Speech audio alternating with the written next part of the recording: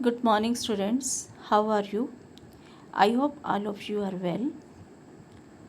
Last time we have done the assignments of vectors, and now today we have to start the new chapter, that is three-dimensional geometry.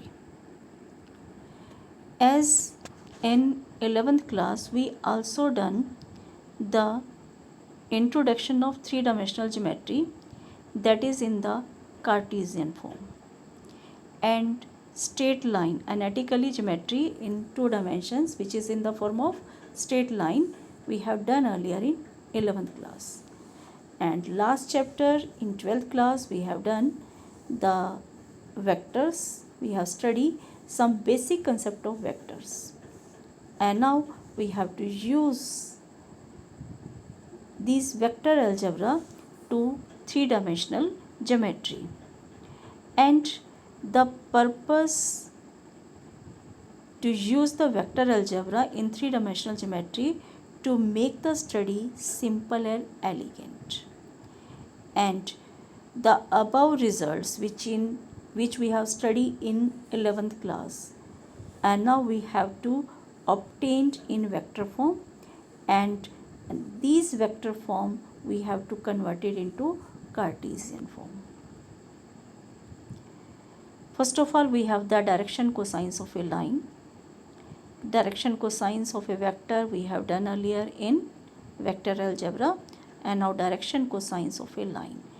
And now here the directed line L passing through the origin, making angles alpha, beta, gamma with x-axis, y-axis and z-axis respectively.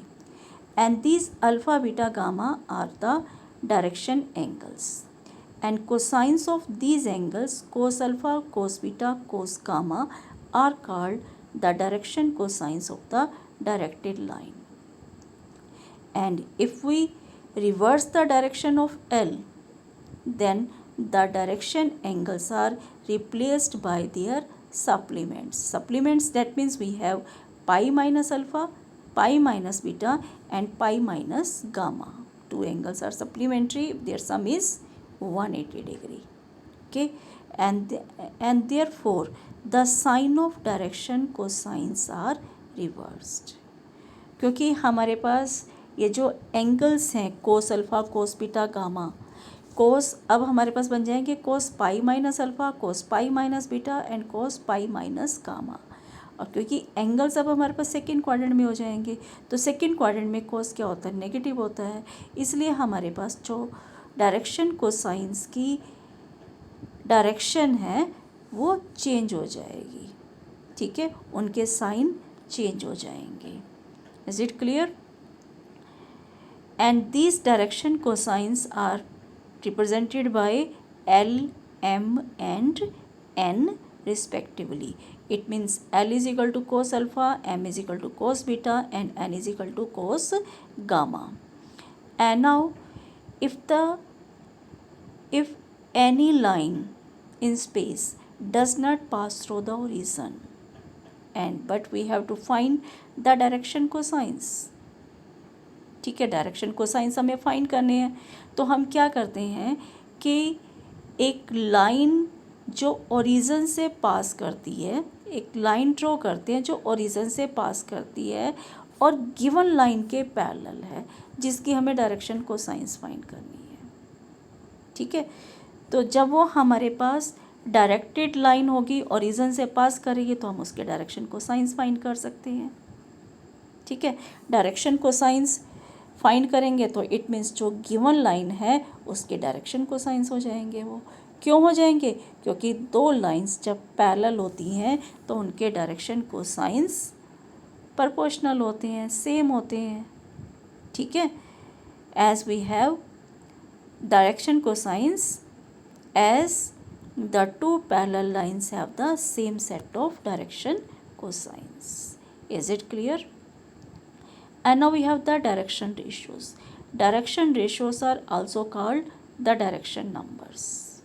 That means any numbers which are proportional to direction cosines of a line are called the direction ratios of the line.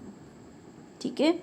And now if L, M, N are the direction cosines and A, B, C are the direction ratios of a line, then A is equal to lambda L, B is equal to lambda M, and C is equal to lambda N for any non-zero lambda belongs to R. What is R?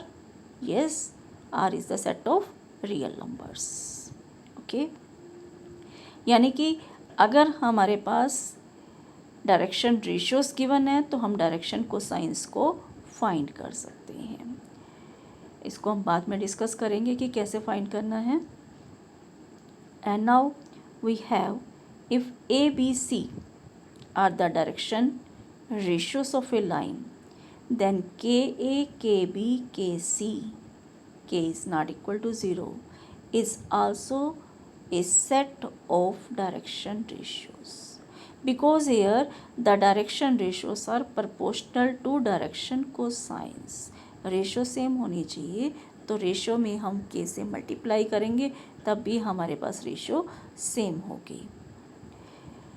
These are any two sets of a direction ratios of a line are proportionals, and there are infinitely many sets of direction ratios. क्योंकि अगर हम k की values change करेंगे तो automatically हमारे पास बहुत सारे set बन जाएंगे डायरेक्शन रेशियोज़ के. And now we have the relation between direction ratios and direction cosines. Direction ratios are represented by A, B, C. Direction cosines are represented by L, M, and N. If A, B, C are the direction ratios of a line, L, M, N are the direction cosines of a line, then we have L by A is equal to M by B is equal to N by C. That is equal to K. ठीक है. Because the direction ratios are proportional to the direction cosines. That's why we have to write here 1 by A, L by A, M by B and N by C. K is any constant. यानी कि यहाँ पे हमारे पास L की क्या value हो जाएगी? A के, M is equal to B के and N is equal to C के. Okay. And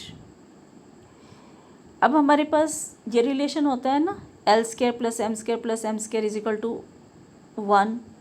तो यहाँ पर एल एम एन की वैल्यू सब्सिट्यूट कर दीजिए. K into a square plus b square plus c square is equal to 1. Then k is equal to plus minus 1 by root of a square plus b square plus c square. And therefore the direction cosines of a line are l is equal to A by root of a square plus b square plus c square plus minus sign will be there, and m is equal to plus minus b by root of a square plus b square plus c square, and n is equal to plus minus c by root of a square plus b square plus c square. ठीक है. This is the relation between direction ratios and direction cosines. And now we have to find the relation between direction cosines. That means we have to show L square plus M square plus N square is equal to 1. यानी कि ये relation हमारे पास कैसे आया? L square plus M square plus N square is equal to 1. Okay. We have to consider a line RS with the direction cosines L, M and N. First of all, we have to consider this OP is equal to R.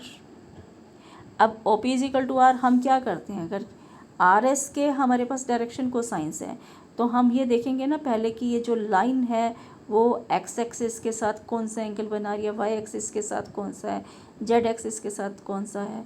तो हम क्या करते हैं कि एक line ले लेते हैं जो ओरिजिन से पास करती है और P उसके ऊपर पॉइंट है XYZ. ठीक है. और ये जो OP लाइन है वो RS के पैरेलल है.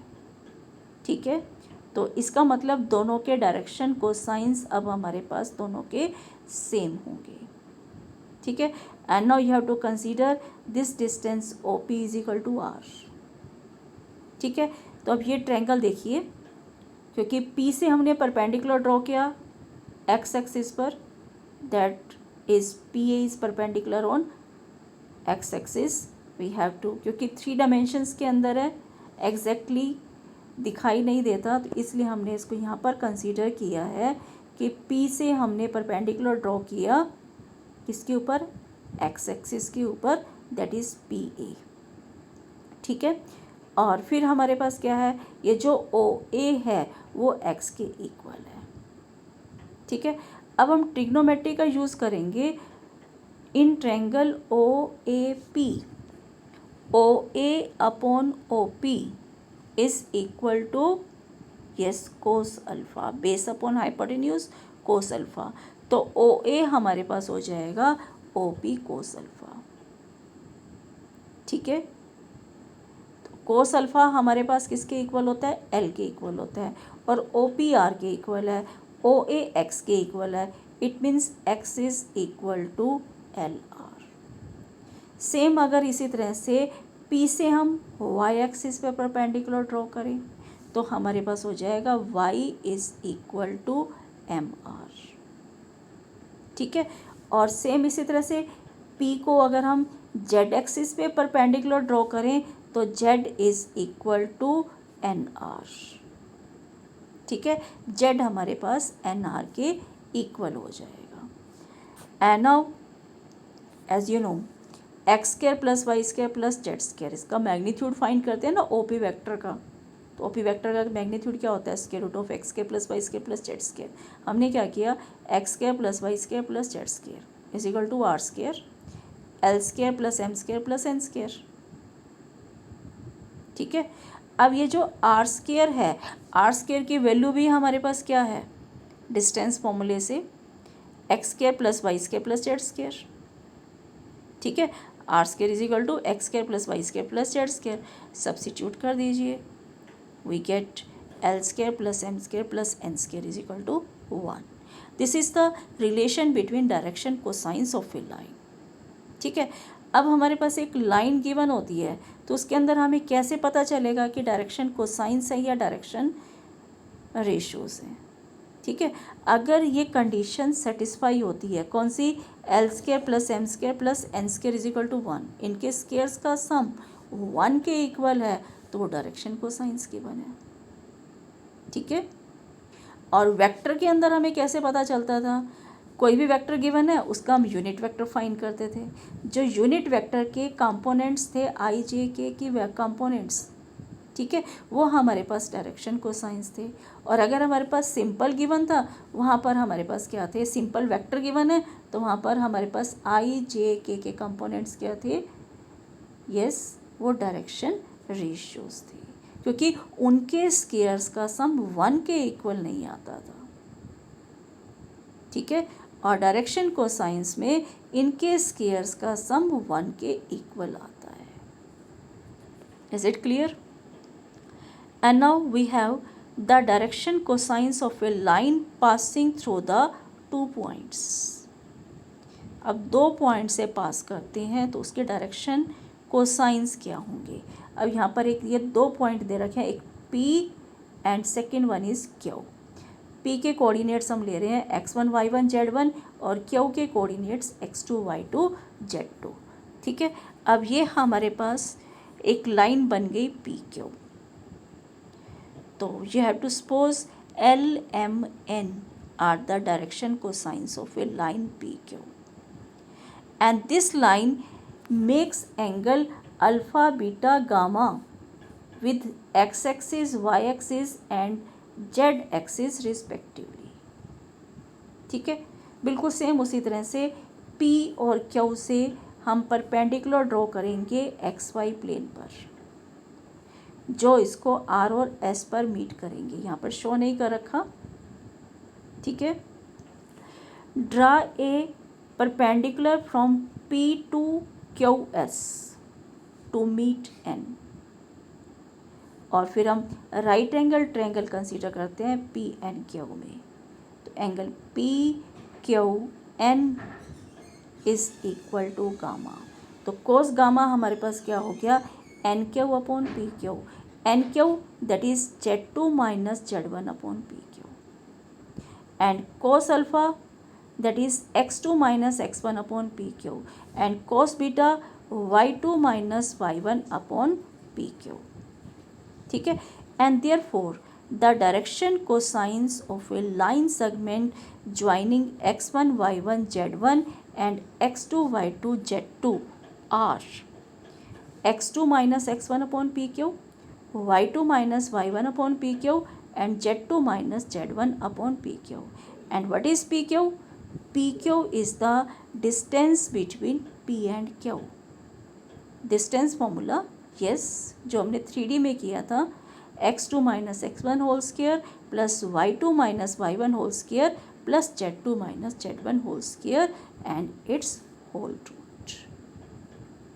Is it clear? यानी कि जब हमारे पास इन दोनों का हम डिफरेंस लेते हैं, x2 minus x1, y2 minus y1 और z2 माइनस z1, ये तो हमारे पास डायरेक्शन रेशियोस आती हैं।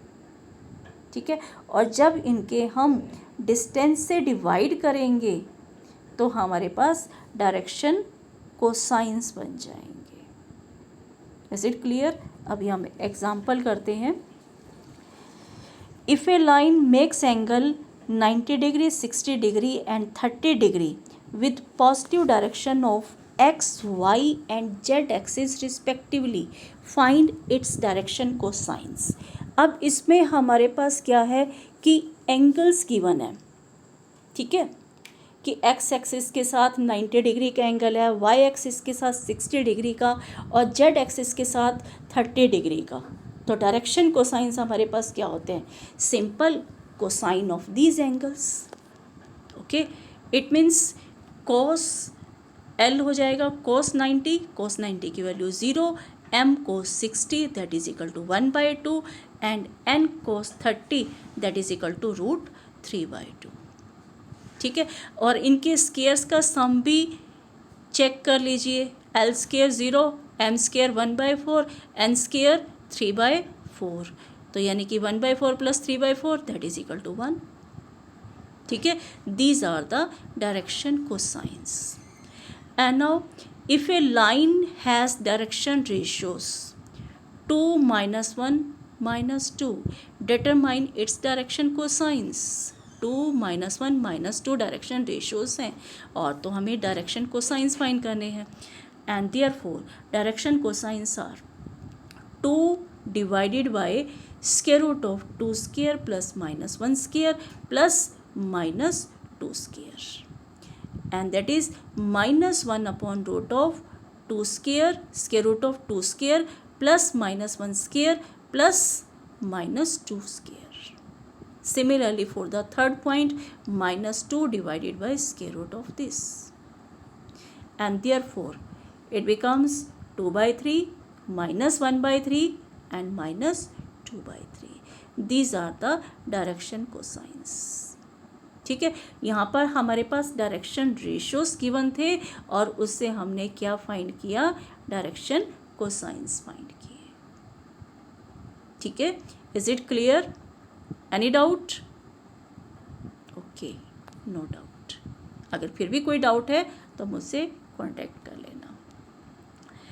Next example, find the direction cosines of a line passing through the 2 points -2, 4, -5 and 1, 2, 3।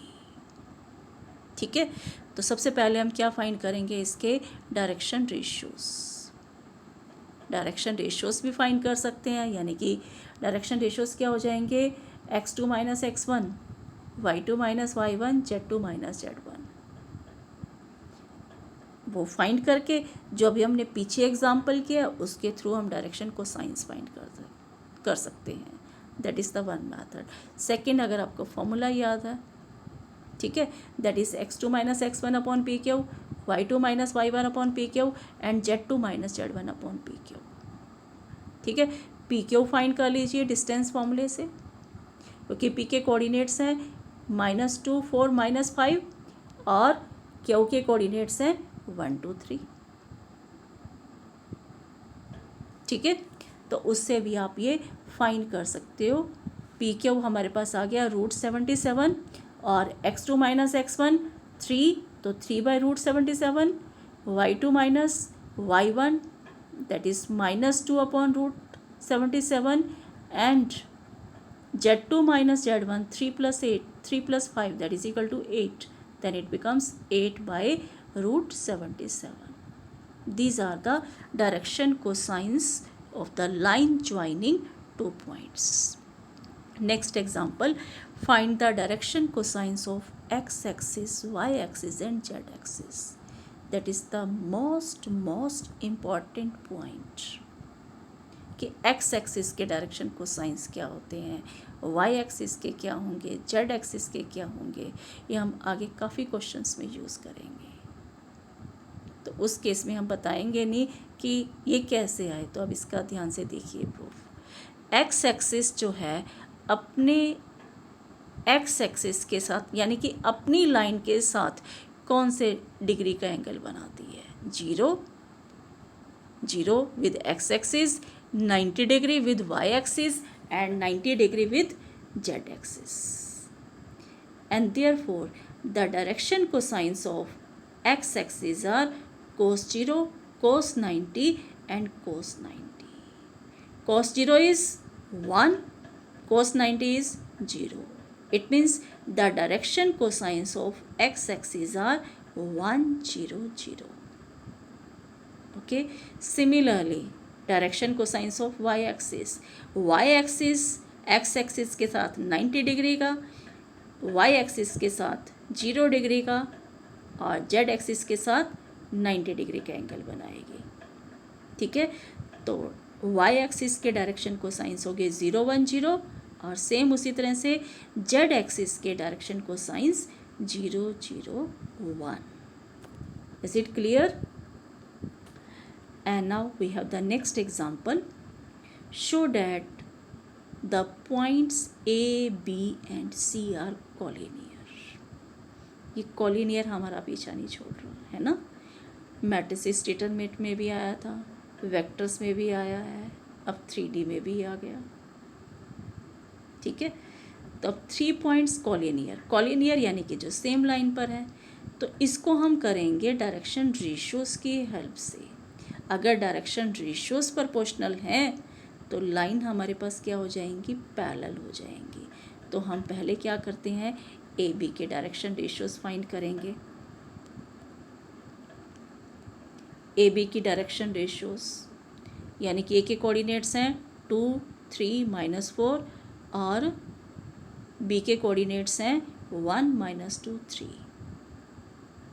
ठीक है, तो इसका डिफरेंस यानी कि 1, -2, -2, -3 एंड 3 +4 हो जाएगा क्योंकि -4 हमारे पास गिवन है। That is -1, -5, -7। These are the direction ratios of the line joining A and B. And now the direction ratios of the line joining B and C. B and C यानी कि B के सी के coordinates हैं 3, 8, -11 और B के coordinates हैं 1, -2, 3। Then it becomes 3, -1, 8 + 2 and -11, -3। That means you will get 2, 10 and -14। These are the direction ratios of B C. ठीक है, अब ये देखिए कि अब ये जो हमारे पास direction ratios of a b -1, -5, 7 और direction ratios of B c क्या है 2, 10 and -14। These are proportional. ठीक है, प्रोपोर्शनल है तो ए बी बी सी के क्या है? पैरेलल है। ए बी बी सी के पैरेलल है लेकिन हमारे पास बी पॉइंट क्या है? कॉमन है। ठीक है, ए बी बी सी के पैरेलल तो तभी होगा ना जब हमारे पास बी इसमें पॉइंट कॉमन आ गया। कॉमन है तो इसका मतलब ए बी सी हमारे पास क्या हो जाएंगे? कॉलिनियर। ठीक है, but point B is common to both A B and B C and therefore A B C are the collinear points. Is it clear? Direction ratios और डायरेक्शन कोसाइंस का topic बहुत इम्पॉर्टेंट टॉपिक है, क्योंकि 3D के अंदर हम बार बार बात करेंगे डायरेक्शन रेशियोज की, डायरेक्शन कोसाइंस की। डायरेक्शन रेशियोज और डायरेक्शन कोसाइंस बिल्कुल उसी की तरह से हैं जैसे हम 2D के अंदर स्ट्रेट लाइन के अंदर स्लोप से करते थे। ठीक है, okay, thanks and have a nice day. अगर किसी को कोई डाउट है तो मुझसे कांटेक्ट कर लेना। Take care.